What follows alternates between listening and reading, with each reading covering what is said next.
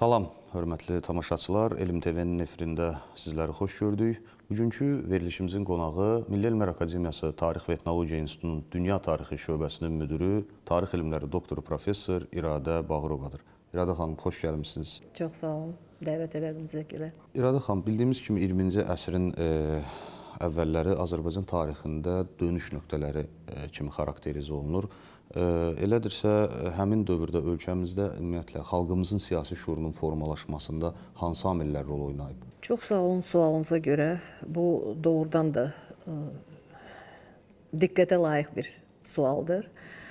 Və təbii ki, bütün bu hadisələr, bütün bu cərəyanlar Rusiya imperiyasında cərəyan edən proseslər olmasaydı, bizim bugünkü mövzumuz da yəqin ki, alınmayacaqdı. Əsas oydu ki, əsrin əvvəlində, 20-ci əsrin əvvəlində Rusiya imperiyası ciddi bir böhrana məruz qalmışdı və bu böhran tək Rusiya imperiyasına aid deyildi. Bu neft bumundan sonra iqtisadi böhranla əlaqədardır. Bu bütün dünyanı əhatə eləmişdi və təbii ki, hər dəfə böhran əmələ gələndə müəyyən bir narazılıqlar olur. Sosial partlayış olur və bu sosial narazılıqları birləşdirən təşkilatlar əmələ gəlir. Və təbii ki, bu problemlər yarandıqca insanlar daha çox, insanların həm siyasi, həm milli şuuru artmağa başlayır. Məhz belə bir şərait əsrin əvvəlində yaranmışdı. Təbii ki, burada bir çox amillər üst-üstə gəlirdi. Həm milli baxımdan, yəni Rusiyanın müstəmləkə siyasəti bir tərəfdən, digər tərəfdən iqtisadi vəziyyət, iqtisadi böhranın dərinləşməsi, üçüncü tərəfdən isə də milli şuurun artıq formalaşmağa başlaması. Çünki əsrin əvvəlinə biz əgər fikir versək, hələ 19-cu əsrin ikinci yarısından Azərbaycanda milli maarifçilik hərəkatı böyük bir cərəyan etmişdi. Və Bakıxanovu, yəni buna daha çox aid etmək olmaz. Yəni Bakıxanov öz rolunu oynadı təbii ki. Ancaq Həsən bəy Zərdabi kimi, Mirzə Fətəli Axundov kimi insanlar meydana çıxandan sonra maarifçilik hərəkatı tamam başqa bir səviyyəyə keçdi. Və bu səviyyə təbii ki, gələcək prosesləri də şərtləndirdi. Onlardan sonra bizim böyük bir Seyid Əzim Şirvani, Mahmud Bəyev, sonra bir sıra maarifçilər meydana çıxdı ki, onlar artıq millətin, yəni təhsil alma prosesinə daha çox diqqət yetirirdilər və ilk üsul cədid məktəbləri meydana çıxdı.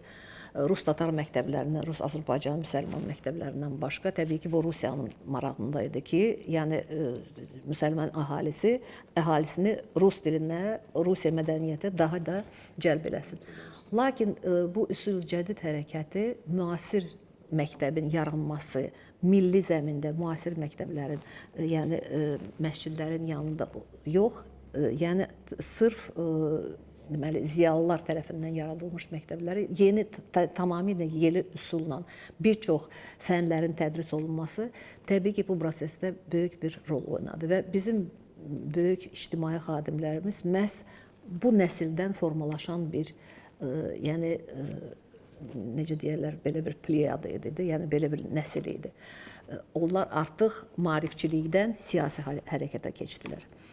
Və təbii ki, burada əsrin, ilk 20-ci əsrin əvvəlində bu böhrana görə bilirsiniz ki, böyük bir tətil hərəkatı başladı. İlk növbədə Bakı iqtisadi mərkəz olduğuna görə, yəni Bakı artıq 19-cu əsrin 70-ci illərindən sonra, yəni bu islahatlar keçiləndən sonra Bakı böyük bir iqtisadi və neft mərkəzinə deməli çevrilir və Bakıda da təbii ki, fəhlə hərəkatının da mərkəzinə çevrilir.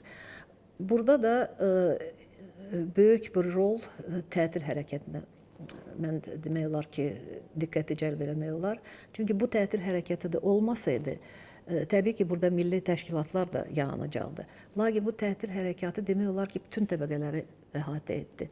tək deməli rus, erməni, yahudi və sair başqa bir millətləri yox, Azərbaycanlılar da ilk dəfə olaraq aktiv iştirak eləməyə başladılar. Ələlxüsus o dekabr tətilində ki, Azərbaycanın ən çox iştirak elədiyi dekabr tətili idi və dünyada ilk dəfə sahibkarlarla deməli fəhlələr arasında mazut konstitusiyası, yəni müqavilə bağlandı.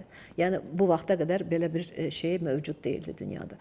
Və təbii ki, bu da böyük bir rol oynadı.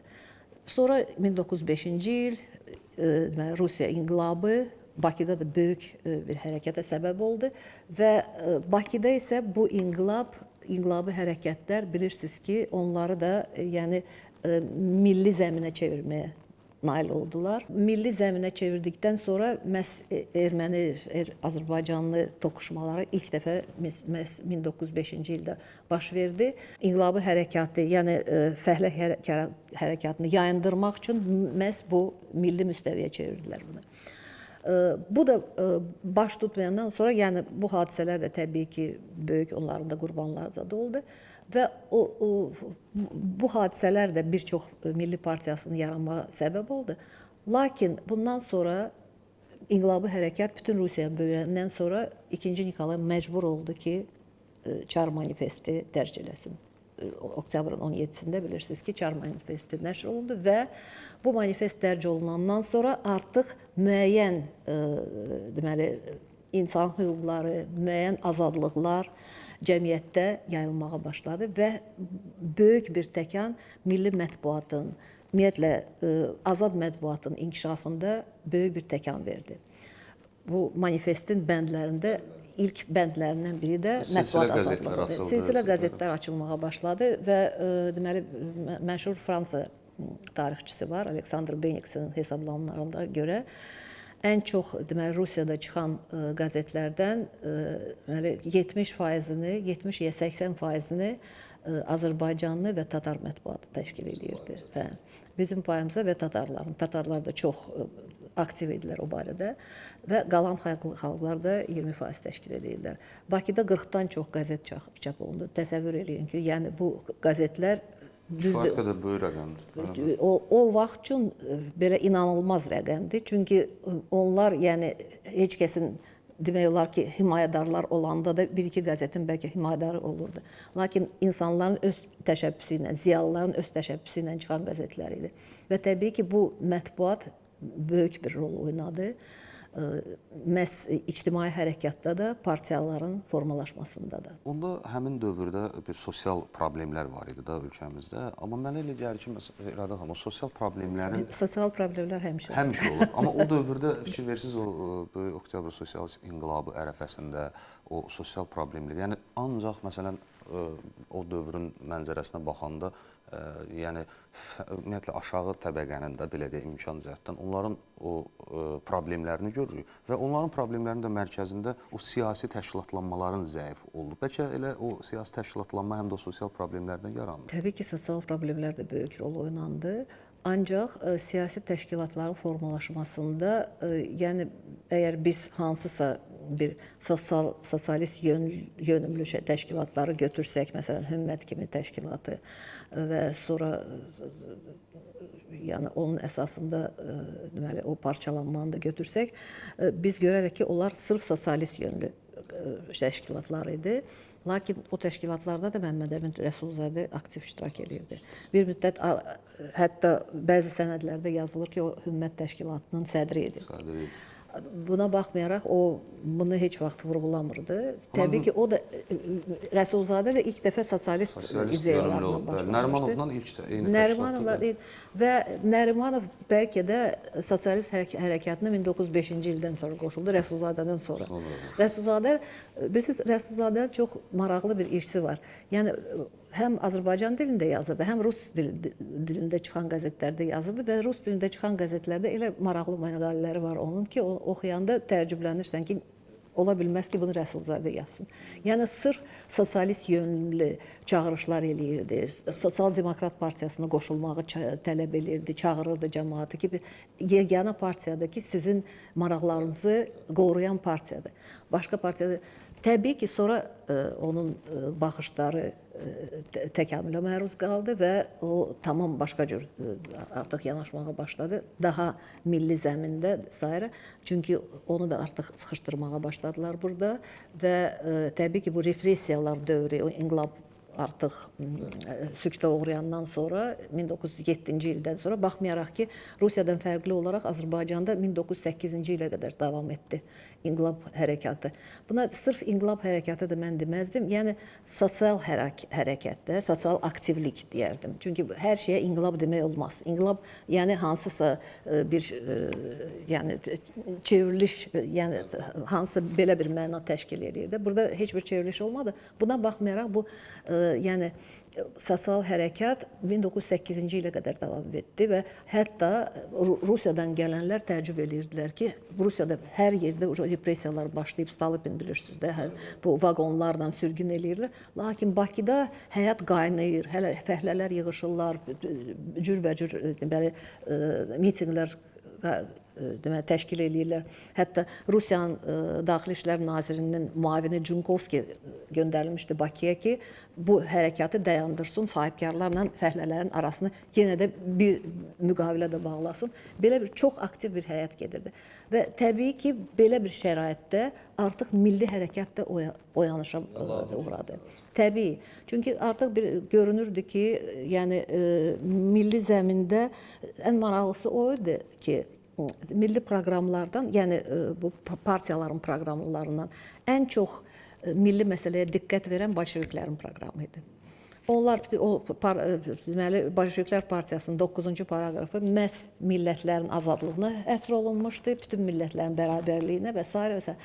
Ən çox cəlb edici oldu. Ona görə Bakıda məsələn bu deməli neft mədənlərində işləyən fəhlələr zatlar çox cəlb olundu Bolşevik təşkilatlarına. Buna baxmayaraq Hümmət təşkilatı yarandı. Çünki təbii ki, onlar hamısı rus dilində danışa bilmirdilər. Hümmət təşkilatı özünə cəlb elədi bu fəhlələri və Bakı komitəsi ilə, Bakı Bolşevik komitəsi ilə sıx əlaqədə işləyirdi. Lakin Bakının Bolşevik komitəsi də demək olmazdı. Çünki 2 ay, 3 ay Bolşeviklər oldu hakimiyyətdə, sonra gedilər menşeviklər gəlirdilər və s. Bakı komitəsi demək olar ki, 17-ci ilə qədər Bakıda ən çox menşeviklərin əlində olub. Bolşeviklər çox az olublar hakimiyyətdə orada. Yəni hakimiyyətdə yox, sədrlikdə. Və Hümmət təşkilatı yaradandan sonra bu daha çox sosialist yönümlü təşkilat olduğuna görə çox milli maraqları vurğulamırdı. Baxın, ancaq Azərbaycan dilini təbii ki, öz dilimizdə danışaq və s. ancaq sosialist proqramına daha çox uyğunlaşırdı. Ancaq sırf milli təşkilatlar təbii ki, artıq 1905-ci ildən sonra Gəncədə yarandı. Gəncə milli təşkilatların ocağına çevrildi. Orada Qeyrət Partiyası yarandı. Qeyrət Partiyasının təməli qoyuldu, düzdür. Qeyrət Partiyası da nə idi? Yəni biz bu partiyalara şərti olaraq partiya deyirik. Çünki partiya nə deməkdir? Partiya bir deməli fəal vətəndaşların birləşdiyi bir təşkilatdır. İdeologiyası, proqramı və hakimiyyətə gəlmək istəyi olan vətəndaşların birliyidir. Proqramı, ideologiyası, hakimiyyətə gəlmək və seçkilərdə iştirak. Mütləq bu partiya üçün xarakterik bir cəhət olmalıdır. Özü də partiya legal olmalıdır. Qeyri-legal partiyalar təbii olar 17-ci ilə qədər demək olar ki, bütün Azərbaycan partiyası qeyri-legal fəaliyyət göstərirdilər. Ona görə məhz bu qeyrət təşkilatı da demək olar. Çünki onun əsasında artıq Ədəmi Mərkəziyyət Partiyası yarandı 17-ci ildə. Bu qeyrət sosial federalist partiyasıdır. Federalist partiyası da o daha çox gürcülərin təsiri altında idi. Çünki gürcülərdə hələ bu Sakartvelo partiyası yaranmışdı 1903-1904-cü ildə. Onların da bilirsiniz ki, Gəncəyə gedib gəlişi çox idi. Və orada da məhz 2-3 nəfər gürcü gəlmişdi və onların təsiri altında Gəncədə də belə bir federalist təşkilatı yarandı. O bir çox vərəqələr buraxdı. Federalist təşkilatın da əsas məqsədi nə idi? Rusiyanın federasiya olması. Rusiyanın bölünməsi, federasiyalar ayrı-ayrı, deməli, milli muxtariyyətlərin olması, hətta gürcülər ərazi muxtariyyətində işləyirlər. Hələ 1904-cü ildən başlayaraq gürcülər həmişə qabaqdaydılar. Həmişə onlar ərazi muxtariyyətində istəyirlər və məhz bu hərəkata bizim federalistlər də qoşuldu. Ancaq bu çox davam etmədi. 1908-ci ildə artıq axırıncı məlumat, sonuncu məlumat var onlar barədə və təbii ki, meydana Difai partiyası da çıxdı. Difai partiyası da məhz erməni-azərbaycanlı qırğınlarından sonra meydana çıxdı. Çünki orada Daşnaqsusun partiyasının rolu həddindən artıq çox idi və bilirsiniz ki, Rusiya tərəfindən, necə ki, bizim müasir tarixdə biz bunu müşahidə edirik ki, həmişə barışdırıcı rolda güya ki, iştirak eləmək istəyirlər. Ancaq əslində bu tamam başqa nəticələri gətirib çıxarır və 1906-cı ildə artıq Qafqaz canişini Vorontsov Daşkov tərəfindən belə bir təşəbbüs irəli sürüldü ki, Erməni-Azərbaycan barışdırıcı qurultay keçirilsin Tiflisdə. O qurultay fevralda, 1906-cı ilin fevralında bu qurultay öz işinə başladı. Və məhz bu qurultayın uğursuz nəticələrinə görə ermənilər dedilər ki, biz müqəssir deyilik. Bizimkilər deyirlər, ən çox orada çıxış edənlər Topçubaşovdan başqa Əhməd bəy Ağayev oldu, İsmail Ziyadxanov oldu. O dedi ki, Daşnaqsusun partiyası öz fəaliyyətini dayandırmasa, görərsiniz cavabınız nə olacaq? Siz çox heyfsilənəcəksiniz buna görə. Daşnaqsusun da, onun da nümayəndələri, yəni Xaçisov qardaşları vardı. Onlar düzdür, partiyanın üzvü deyildilər, ancaq sonra daxil oldular partiya. Onlar dedilər ki, yox, burada Daşnaqsusun heç bir günahı yoxdur, Çar hakimiyyətidir. Bütün təqsirlər Çar hakimiyyətindədir. Yəni onlar bizi qarşı-qarşıya atan Qazaqlardır. Hə, atan Qazaqlardır. Onların bizimkilər isə məhz Daşnaqların üstünə onu günahı salırdılar və bu qurultaydan sonra Əhməd bəy Ağayev belə qərara gəldi ki, ermənilərlə belə, yəni sülh danışıqlarına nail olmaq olmaz. Biz də gərək öz necə deyərlər, hərbi təşkilatımızı yaradaq. Hətta sözünüzə qüvvət Rəna xanım, Əhməd bəyin orada bir möhtəşəm çıxışı olub. Orada deyir, biz erməni xalqının xoşbəxtliyi üzərində Azərbaycan xalqının bədbəxtliyi imkan verməyəcək. İmkan verməyəcək və s. Və Ziyadxanov daha kəskin çıxışı oldu. Əhməd bəy Ağayev biraz barışdırıcı çıxış elədi ki, ancaq siz görərsiniz bunun nəticəsi nə olur. Və Difai partiyası 1906-cı ildə, çoxsu yazır ki, 5-ci ildə, 5-ci ildə olmayıb, məhz bu qurultaydan sonra yaranıb partiya və Əhməd bəy Ağayev onun təşəbbüskarı olub. Bakıda yaranıb partiya, ancaq ən çox fəaliyyət o təbii ki, Qarabağda, Şuşanın xüsusi bir komitəsi yaranmışdı. Kərim bəy Mehmandarov onu başçılıq eləyirdi. Qarabağ Birlik Məclisi. Gəncədə çox güclü idi Difai partiyasının deməli özəyi. Orada da Axund Bişnamazzadə bilirsiniz ki, o da rəhbərlik eləyirdi. Və Difai partiyası demək olar ki, ona da sözün əsl mənasında partiya demək olmaz. Çünki o da seçkilərdə iştirak eləmirdi, legal, yəni qeydiyyatdan keçməmişdi və s. Ancaq partiyanın proqramı da var idi, təşkilatçılığı da, yəni təşkilat komitəsi də var idi, üzvlərin sayı da mən təxminən belə bir müəyyən elədim ki, 1000-ə yaxın üzvü var idi. Yəni ən böyük partiya hesab oluna bilərdi. Bütün regionları biz götürsək də Bakını yox. Bakıda daha çox əsas fəallıqları onların regionunda, bəzi regionlarda, bəzi kəndlərdə ümumiyyətlə hakimiyyəti öz əlinə götürmüşdür. Gəncə Qarabağ bölgəsində. Gəncədə də məhz kəndlərdə onlar məktəblər yaradmışdılar, maarifləndirirdilər. Cəmaatı, kənd cəmaatını müasir deməli baş verən hadisələrlə tanış edirdilər. Dünyada nə baş verir, siyasətlə, zadla. Artıq canişinə xəbər verirdilər ki, deməli, burada Bakı quberniyasında, Yelizavetpol quberniyasında bilirsiniz ki, Azərbaycanda Bakı Yelizavetpol quberniyası idi, İrəvan quberniyası, bir də Tiflis Kutays quberniyası var idi. Onlar deyir, bu quberniyada artıq cəmaat konstitusiyadan danışmaq başlayıb. Təsəvvür edirsiniz, kəndlərdə cəmaət konstitusiyadan danışır. Xeyli savadlanıblar. Yəni savadlanırlar. Məhz onları belə bir savada, təhsilə yiyələndirirdilər və təbii ki, bəzi yerlərdə ancaq hakimiyyəti də götürmüşlər əlinə. Rusları qovmuşlar, hakimiyyəti qovmuşlar silahla. Silahlandırırdılar, ermənilərə qarşı çıxış edirdi və artıq məlum oldu ki, artıq bunlar böyük bir təhlükədir. General Klişinski deyəsən öldürmüş. Yox, Klişinski Qalaşapova onlar sui-qəsd elədilər. İki sui-qəsd olmuşdu. Təbii ki, Difai Partiyası da ermənilərə qarşı çıxış edirdilər, ancaq görürdülər ki, onlara himayədarlıq eləyən də ruslardır. O Qalaşapov ən belə çox bir ayrı-seçkilik qoyurdu da o. Əsas silahları ermənilərə verirdi. Tək ayrı-seçkilik yox, açıq şəkildə dəstəkləyirdi onları və bir çox azərbaycanlıların ölümünə məruz qaldı o vaxt.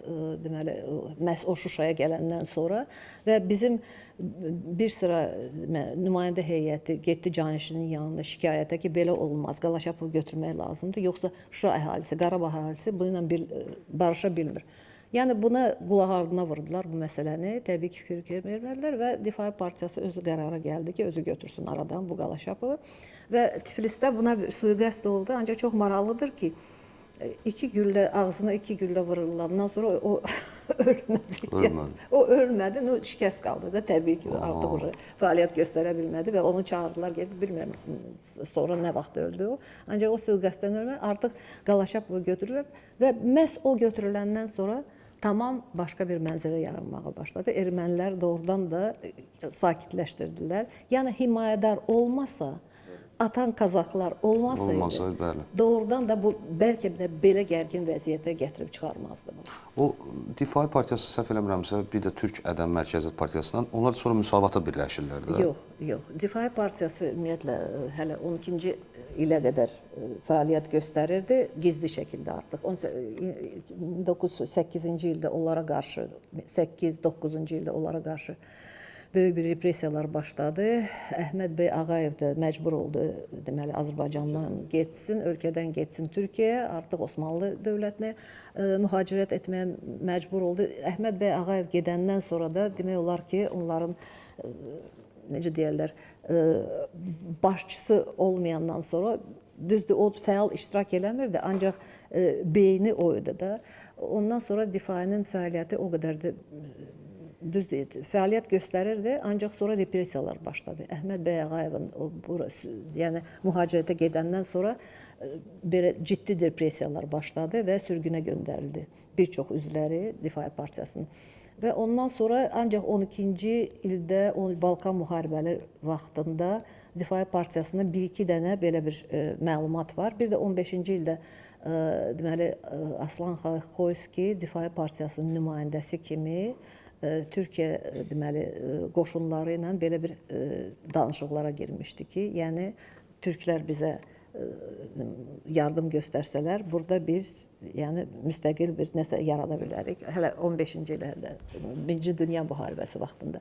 Belə bir məlumatlar var, ancaq bu partiya şəklində artıq davam etmədi. Difai Partiyasının bir sıra üzvləri təbii ki, Müsavat Partiyasına daxil oldular. Artıq 1911-ci ildə artıq Rəsulzadə də burada olmayanda, o da İstanbulda olanda, artıq Rəsulzadə də o repressiyalar başlayanda tək Əhməd bəy Ağayev yox, Rəsulzadə də getməyə məcbur oldu. Bakıdan o İrana getdi, Əhməd bəy Ağayev isə Osmanlı dövlətinə getdi, İstanbula getdi. Və orada da 1913-cü ilə qədər bilirsiniz ki, Rəsulzadə İranda, sonra da Türkiyədə fəaliyyət göstərdi. İranda gələn kimi qəzet yaratdı, demək olar ki, İran qəzeti. Sonra isə İstanbulda Türk ocağında... Hatta partiya da yaradıbmış orada Rəsulzadə. O da o Demokratlar Partiyası, nəsə belə bir... Demokratlar, mənim çox məlumatım yoxdur sözün düzü o partiya barədə. Ancaq yəni o qəzetə rəhbərlik eləyirdi, o dəqiqdir. Və məhz Avropa tipli ilk qəzet İranda məhz Rəsulzadənin redaktorluğu altında çıxdı. Və sonra da Türkiyəyə getdi, Türk ocağında da böyük bir fəaliyyət göstərdi və s. Ziya Gölatla da işlədi və s. Və amnistiya artıq elan olandan sonra 1913-cü ildə Bakıya qayıtdı. Artıq o vaxtı Müsavat Partiyası yaranmışdı və onun əmisi oğlu Məmməd Əli Rəsulzadə, Kərbəlayzadə və Mikayılzadə və 3 nəfər və Məhmədzadə, Mirzabala Məhmədzadə.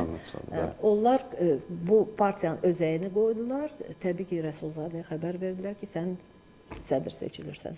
O böyük məmnuniyyətlə razı oldu və 13-cü ildə artıq o qayıdandan sonra Müsavat Partiyası demək olar ki, öz fəaliyyətinin əsas deməli istiqamətini o vaxt qurmağa başladı. Çünki Rəsulzadə qayıdan kimi yenə də qəzetlər buraxmağa başladı. İqbal qəzetini, Yeni İqbal qəzetini, sonra artıq İstiqlal qəzeti artıq 17-ci ildən sonra buraxmağa başladı və bu qəzetlərin sonra isə ən əsası isə Açıq Söz qəzeti 1915-ci ildə artıq Açıq Söz qəzeti canişinin razılığı ilə razılıq verilmişdi və Açıq Söz qəzetində o artıq baxmayaraq ki, senzura çox sərt idi dünya müharibəsi dövründə, buna baxmayaraq Rəsulzadə bəzi fikirlərini o qəzetdə də, yəni çox zəngin bir mənbədir Açıq Söz qəzeti. Bəzi fikirlərini orada da, yəni səsləndirməyə nail oldu. Belə. İradə xanım, bu iç siyasi partiyalardan danışırıq partiyalara, yəni təşkilatlanmasına qədər. Bəs bu qurumların Azərbaycan Xalq Cümhuriyyətinin yaranmasına təsirini izah edərdiniz, xahiş edirəm. Təbii ki, bu qurumlar olmasaydı, Azərbaycan Xalq Cümhuriyyətində də partiyalar da olmayacaqdı. Təbii də pərakəndə şəkildə belə bir cümhuriyyət qurula bilməzdi. Və ilk növbədə Müsavat Partiyasının burada xidmətlərini danmaq olmaz. Və təbii ki, aparıcı rol o oynayırdı. Və Cümhuriyyət qurulanda artıq İttihat Partiyası da meydana çıxdı. Lakin İttihat Partiyasının sədri Qarabək Qarabəyev də vaxtı ilə Sosialistlərin Hümmət Partiyasının üzvü idi. O da oradan çıxmışdı. Ancaq tamam başqa artıq ideologiya xidmət edirdi və bu partiyalar təbii ki, ilk növbədə Müsavat Partiyası Türk Ədəbi Mərkəziyyət Partiyası ilə birlikdə ittifaq qurdular 1917-ci ilin iyununda. Bundan əvvəl siz bilirsiniz ki, ittifaq iki həm Qafqaz müsəlmanları qurultayı keçirildi, həm də ki, Rusiya müsəlmanları qurultayı keçirildi. Biri apreldə Bakıda keçirildi 17-ci ildə, bir digəri isə Moskvada mayın 1917-ci ilin mayında. Və məhz bu qurultaylarda Məmməd Əmin Rəsulzadə ilk dəfə olaraq Əhməd bəy Salikovla mübahisəsində milli ərazi muxtariyyəti söhbətini ortalığa atdı və Moskva qurultayının qərarında da məhz milli ərazi muxtariyyəti sözlü səs çoxluğu ilə bu ideya yəni qalib gəldi. Baxmayaraq ki, orada da Salikov da nəyə görə buna etiraz edirdi? Yəni bu vaxta qədər biz biraz bir tərəfli baxmışıq bu şeyə. Ancaq Salikov hesab edirdi, o Asetin idi də. Sonra isə tamam başqa mövqeyə malik oldu. Təbii ki, bu Bolşevik çevrilişindən sonra və s. O deyirdi ki, biz ərazi muxtariyyəti versək, onda Rusiyada bir çox 20 milyon müsəlman yaşırdı. Orada deməli Tatarlar var, Başkirlər var, Tuhinlər var. O qədər Şimali Qafqazda, Balkanlar, Kumıqlar. Onlar hamısı deməli deyəcəklər ki, biz də ərazi muxtariyyəti elan edirik. Özdə bütün bu müsəlman xalqları deyir, bir ərazidə yerləşmir axı. Onlar anklav şəklində bəziləri. Bu anklavlar da necə özlərinin avtonomiyasını ya muxtariyyətini elan etsinlər. Onda ümumiyyətlə belə çox qarışıq mənzərə yaranacaq. Bu mümkün olan şey deyil. Yəni Rəsulzadə də onu əmin etdi ki, yəni milli ərazi muxtariyyəti yaradanda biz milli azlıqları da nəzərə alacağıq. Və o belə bir şərtlə qəbul olundu o qərar ki, əgər hardasa milli deməli azlıqlar çoxdursa, o məhz o ərazidə ərazi muxtariyyəti yarana bilər. Bu təbii ki, bu artıq dövlətin sütununu qoymaq idi də. Demək olar ki, artıq biz yəni bu millət hiss eləməyə başladı ki, bunun da arxasında duranlar var. Bunun arxasında duran insanlar var, ziyalılar var. Siyasi təşkilatlanma şuuruna sahib oldu. Məsələsi də məhz bu qurultaydan sonra da Rəsulzadə belə bir qərara gəldi ki, tək Rəsulzadə yox, elə qurultayda Türk Ədəbi Mərkəziyyət Partiyasının Nəsib bəy Yusufbəyli də iştirak edirdi və Nəsib bəy Yusufbəyli artıq Gəncədə bu partiya yaranmışdı və bu partiyanın proqramı da var idi. Və Müsavat Partiyasının birinci proqramı 1911-ci ildə qəbul olunmuşdu. O daha çox müsəlman xalqlarını əhatə edirdi bu proqram. Bu sırf yəni nə muxtariyyətdən, nə cümhuriyyətdən, orada bir kəlmə söz yox idi. Əsas müsəlman xalqlarının azadlığı, müsəlman xalqlarının yəni hüquqları və s. Belə çox bir amorf bir şəkildə, yəni bütün Rusiya müsəlmanları, xarici müsəlmanları əhatə edilir. Ona görə Türkiyədə Mərkəziyyət Partiyasının proqramı isə konkret Azərbaycana yönəlmişdi. Demək olar ki, yəni insan hüquqlarından tutmuş, milli hüquqlardan tutmuş, təhsil proqramından tutmuş, bütün həyatın bütün sahələrini əhatə edirdi. Və təbii ki, bu proqramda böyük rol oynadı. Müsavat Partiyasının proqramında. Onlar birləşəndən sonra artıq iyun ayında 1917-ci ildə məhz bu proqram qəbul olundu və Müsavat artıq ikinci qurultayında bu proqram demək olar ki, bütövlüklə qəbul elədi. Verilişimizin sonuna yaxınlaşırıq. Bir sual da vermək istəyirəm. Deməli, Cümhuriyyətin idarəçiliyində məlum ki, parlamentli respublika idi və orada fraksiyaların rolu var idi. Müsavat əsas fraksiya idi təbii ki. Başqa hansı həlledici partiyalar var idi orada? İqtidar, müxalifət fərq etmir yəni. Müxalifətdə İttihat Partiyası idi. Əhrar Partiyası. Əhrar Partiyası o SR-lərin partiyası idi. Sonra SR-lər sosialist bloku var idi. Orada da SR-lərdə sosial-demokratlar da daxil edilər. Hümmət də var idi. Sosial-demokrat hümməti, yəni bolşevik hümməti yox, sosial-demokrat hümməti və s. Və parlamentdə Rus fraksiyası var idi, erməni fraksiyası, iki erməni fraksiyası var idi. Biri Daşnaksusun fraksiyası, biri Erməni Milli Şurasının fraksiyası. Sonra Rus Milli Şurasının fraksiyası vardı. Bütün millətlər təmsil olunmuşdu parlamentdə. Yəni ən demokratik parlament demək olar ona. Düzdür, təbii ki, burada da ingilislərin təsiri danmaq olmaz. Çünki ingilislərin təsiri olmasaydı, bəlkə də belə soyqırımdan sonra erməni fraksiyası yəni mövcud olmazdı. Lakin buna baxmayaraq normal vəziyyətdə işləyirdilər. Yəni təsəvvür eləyin ki, mart ayında bu soyqırım baş verdi. Dekabr ayında bir neçə ay keçəndən sonra, yarım il keçəndən sonra erməni fraksiyası, iki erməni fraksiyası parlamentdə əyləşir və hamı kimi fəaliyyət göstərir. Yəni çox demokratik parlamentdir. Bəlkə bu parlamentin işinə o da öz təsirini göstərdi. Çünki müxalifət də çox kəskin şəkildə çıxış edirdi. Müsavat Partiyasına və İttihat Partiyası da çox özünü yaxşı göstərmədi bu barədə.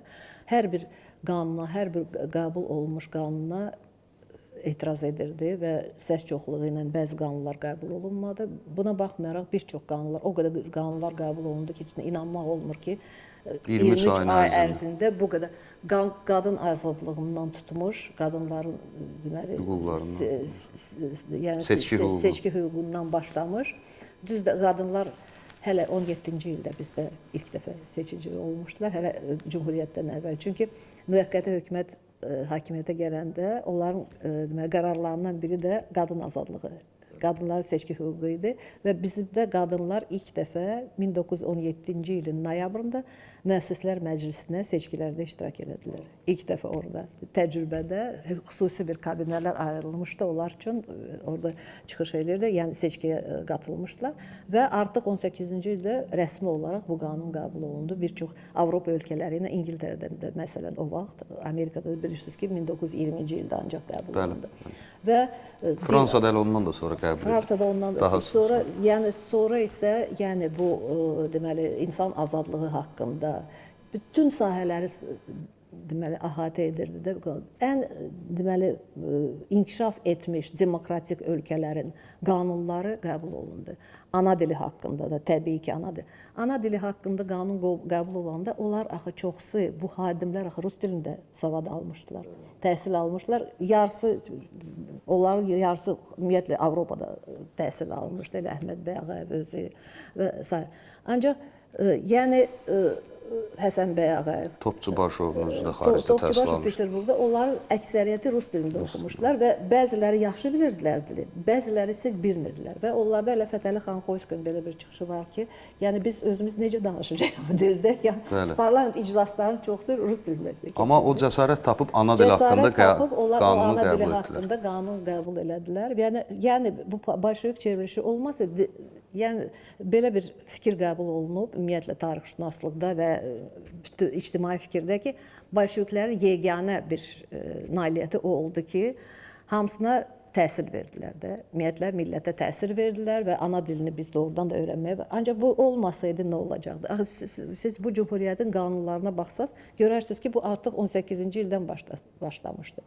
Və bolşeviklər olmasaydı bu tədricən bu proses yəni gedəcəkdi. Təşəkkür edirəm İradə xanım, dəvətimizi qəbul edib gəldiyiniz üçün minnətdarlığımızı bildiririk. Belə, hörmətli tamaşaçılar, nəzərinizə çatdırım ki, bugünkü verilişimizin qonağı Tarix və Etnologiya İnstitutunun Dünya Tarixi şöbəsinin müdürü, tarix elmləri doktoru, professor İradə Bağırova idi. Sağ olun, növbəti görüşlərədək.